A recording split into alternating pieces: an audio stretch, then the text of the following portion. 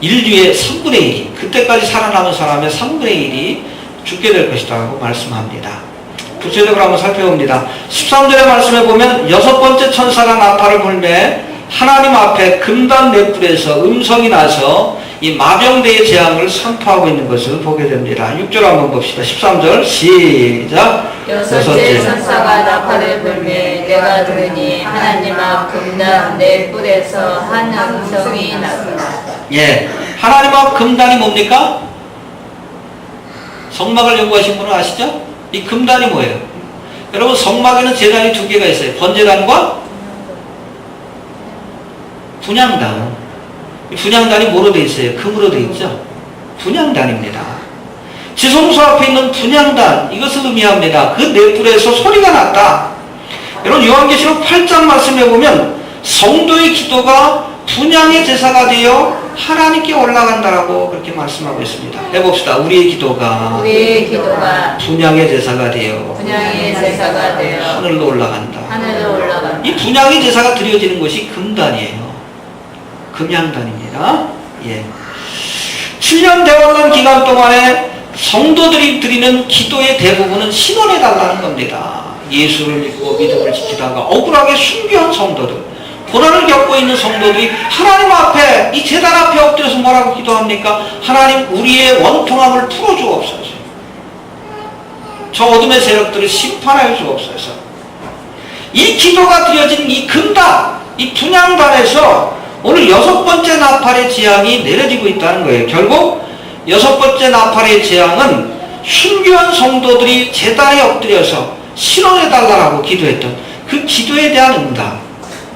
결국 7년 대환란 기간 동안에 하나님의 백성들을 잔혹하게 죽이고 핍박했던 이 세상 나라와 세상 사람들에 대한 하나님의 심판의 성격이 오늘 이 심판에 담겨져 있다는 것을 우리가 기억할 수 있게 되길 바랍니다.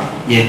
심판이 내려지는 모습을 보되, 먼저 보니까 유브라데에 결박된 4천사가 놓여짐으로 재앙이 시작되었다라고 말씀합니다. 14절 한번 봅시다. 시작. 나팔을 들으셔서 천사에게 말하기를 큰 강 유브라데에 결박한 4천사를 놓아주라. 15절 4천사가 놓였으니 그들은 그 년 일시에 이르러 사람 3분의 1을 죽이기로 예비한 자들이더라. 예, 유브라데 강이 있는 곳입니다. 그곳에 결박된 4천사. 천사가 왜 결박됐을까요? 일반적인 천사가 아니에요. 이것도 타락한 천사라고 얘기를 합니다.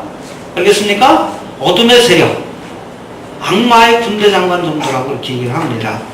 여러분, 유브라데는 특별히 유브라데 강과 이 강이 흐르는 지역을 의미하고 있는데, 에덴 동산에서 발원한 4강 중에 하나인 유브라데 강은 적그리스도의 예표인 바벨론, 적그리스도의 예표적인 인물인 이 니므롯과 또 그가 세운 바벨탑이 세워진 곳이 바로 유브라데 강 유역입니다. 이해가 되십니까? 역사적으로도 이스라엘을 괴롭혀왔던, 보십시오, 바벨론 제국, 메데파사, 아수르와 같은 나라가 바로 이 유브라데 강 유역에서 발원한 거예요. 시작된 것입니다. 어둠의 세력이 시작된 것입니다. 하나님을 대적했던 세력들이 근거지로 삼았던 것이 바로 유브라데 강이에요. 이곳에 묶여있는 4천사가 바로 이런 제국들을 이끌고 있던 어둠의 세력, 정사와 권세와 어둠의 세상 주관자들과 하늘에 있는 악의 영들, 아마도 이 하나님을 대적했던 이 나라들, 어둠의 세력들, 이런 나라들을 이끌고 있던 그런 여러분 악한 영과 어둠의 세력이라고 이렇게 이해하시면 될 것 같습니다. 오늘날에도 바로 이 유브라데 강 유역에는 이스라엘 민족을 진멸하고자 하는, 또 기독교 세력을 이 땅에서 진멸하고자 하는 이슬람 세력이 자리 잡고 있는 땅이기도 합니다. 우연의 일치가 아니에요? 알겠습니까? 오랜 동안 태고로부터 이 유브라데 강 지역은 하나님을 대적하는 어둠의 세력이 근거지로 삼았던 지역이라는 사실을 꼭 기억할 수 있게 되길 바랍니다. 그래서 여러분, 뒤에 우리 요한계시록 17장인가 나오는 그 큰 성 바벨론, 그것이 그 세워질 곳도 그러니까 적그리스도의 수도인 바벨론이 세워질 것도 바로 이 유브라데강 유역이 아닐까라고 많은 사람들이 예측을 하고 있습니다. 아무튼 그렇게 이해하시면 될 것 같습니다. 이 유브라데에 결박된 네 천사들은 바로 이곳을 중심으로 활동했던 어둠의 세력들, 악한 영들, 혹은 어떤 주석에 보니까 뭐 사탄의 군대 장관 정도가 아닐까, 뭐 바사국군을 이끌던 이 군대 장관, 어둠의 세력을 이끌던 있던 군대 장관이 하나님의 심판을 받아서 임시로 그곳에 묶여있는 것이 아닌가. 근데 그 묶여있던 그들을 풀어놓음으로 6번째 나팔의 재앙이 시작되고 있다는 겁니다. 이해가 되십니까? 어려운 내용이지만 좀 따라오시길 바랍니다. 세 번째, 이 천사들에게는 하나님이 정하신 시간의 3분의 1의 남은 자를 해야 하는, 사람들을 해야 하는 권세가 주어졌다라고 말씀합니다. 15절 한번 봅시다. 시작. 내 천사가 놓였으니 그들은 그 년 일시에 이르러 사람 3분의 1을 죽이기로 예비한 자들이라. 여러분, 이 네 천사들이 악한 영이지만 아무 때나 일할 수 있는 게 아니에요. 하나님이 정하신 시간, 년, 월, 일, 시, 그리고 하나님이 정하신 범위, 모든 사람을 죽일 수 있는 게 아닙니다. 살아남은 자의 3분의 1만 해야라. 그러니까 여러분, 하나님이 정하신 시간과 또 하나님이 정하신 한계 아래서 일할 수밖에 없다는 거예요. 어둠의 세력이 자기 뜻대로 일하는 것 같아도 실상은 하나님이 정하신 시간과 한계 속에서 일하는 존재라는 사실을 우리가 이 말씀을 통해서도 확인할 수 있다는 거예요. 이해가 되십니까? 특별히 하나님이 정하신 시간이 있다라고, 년, 월, 일, 시가 있다라고 오늘 성경은 말합니다. 해봅시다. 하나님이 정하신 시간이 있다. 정하신 시간이 있다. 하나님의 시간이 있어요. 여러분, 우리가 일어난 이 모든 그 사건들, 또 특별히 뭐 신앙적인 사건들, 성경에서 예언된 신앙적 사건들이 아무 때나 우연히 일어나는 것 같지만 아닙니다. 하나님이 정하신 때가 있어요. 2000년 전에 예수님이 오실 때도 성경 우리 마태복음인가 보면 때가 차매라는 표현이 나옵니다. 해봅시다. 때가 차매. 때가 차매. 그 때라는 것이 헬라어로는 카이로스라고 해 있는데, 이건 하나님이 정하신 때가 오매 하나님이 하나님의 아들을 보내서 십자가를 지게 하시고 구속의 사역을 완성하셨다.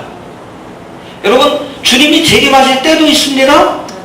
휴거의 사건도 일어날 때가 있습니다. 하나님이 정하신 연, 월, 일, 시가 있어요. 우리가 정확한 시간을 알지 못해서 그렇지.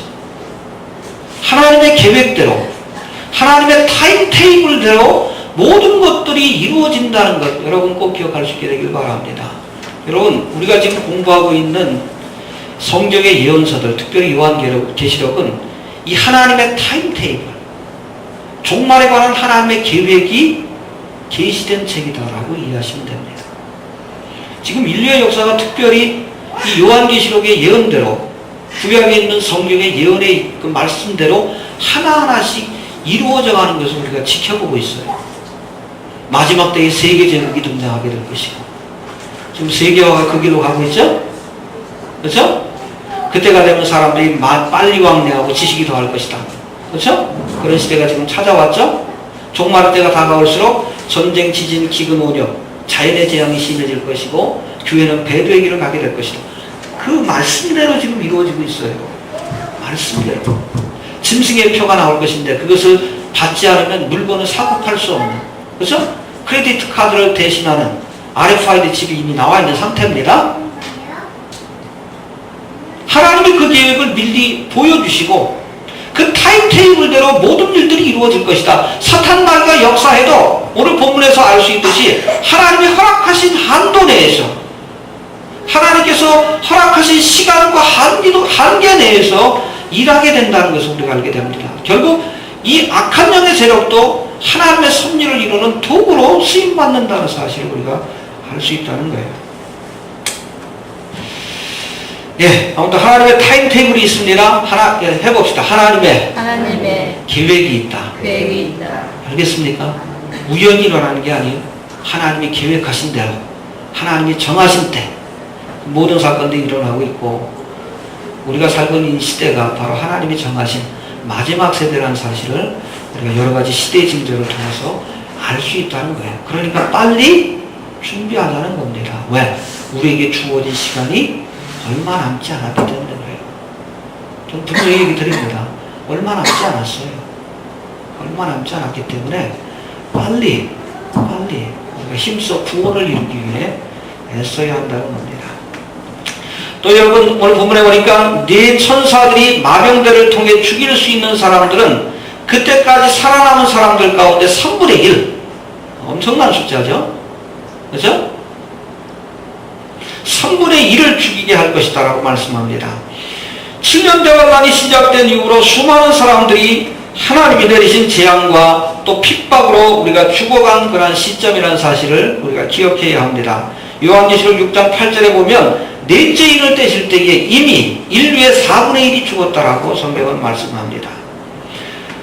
또 오늘 본문의 말씀을 보니까 그 남은 자 중에 살아남은 자 중에 또 3분의 1이 죽을 것이다 라고 말씀합니다. 여러분 이 두 재앙 사이에도 여러 가지 재앙들이 있습니다. 사람들이 죽을 수밖에 없는 여러 재앙들이 끊임없이 몰려오고 있다는 거예요. 아마도 이때쯤이면 인류의 반 이상이 목숨을 잃게 될 거예요. 이미 6번째 나팔의 재앙이 내려질 시점이면 지금 7년대 환란이 시작되기 전에 있었던 인구의 반 이상이 이미 지상에서 사라진다라고 이렇게 이해하시면 될 겁니다. 그리고 마지막 재앙, 그쵸? 과로다.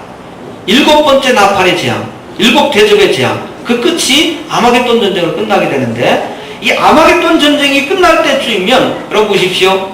아까도 말씀을 드렸듯이 이 지구상에 존재하고 있던 사람들 가운데 대부분이 죽을 거예요. 그리스도인들은 순교할 것이고 그렇지 않은 사람들은 하나님의 재앙과 심판으로 죽게 될 겁니다.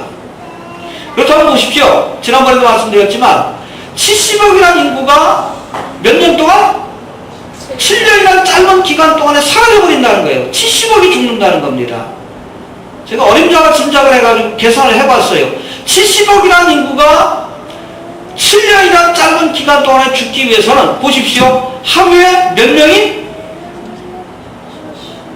명이 죽어야 합니까? 빨리 계산해보세요. 1년에 10억이 죽는 거예요. 1년에 10억이 죽으려면 하루에 몇 명이 죽어야 돼요? 300만 명이 죽는 거예요. 300만 명. 여러분 이스라엘 중에 유태인들이 몇 명이 학살이 됐습니까? 600만 명이 죽었죠. 이틀 동안에 600만 명이 죽는 거예요. 평균적으로. 끔찍한 재앙이죠. 여러분 7년대 환란에 우리가 남겨진다는 거 생각해 보시길 바랍니다. 우리가 아우슈비츠 죽음의 포럼 수용소라고 하는 아우슈비츠 감옥의 수용소에 갇혀서 죽을 날짜를 기다리는 사람과 똑같은 운명에 처한다는 거예요. 그것보다 더 심각한 운명에 처하겠죠. 그리스도인들은 순교할 것이고 그렇지 않은 사람은 오늘 본문에 나와 있듯이 하나님의 재앙과 심판으로 생명을 잃게 될 겁니다. 남겨지지 맙시다. 결론이 그거예요. 알겠습니까? 예. 그리고 마지막으로 오늘 본문에서 말하는 2만만이 뭐예요? 2만 곱하기 만입니다. 이게 2억이에요. 2억. 알겠습니까? 어렵게 표현하고 있는데 2억입니다. 이 마병대의 숫자가 2억이에요. 2억. 영어로 호드라고 되어 있는데 이 말탄 자의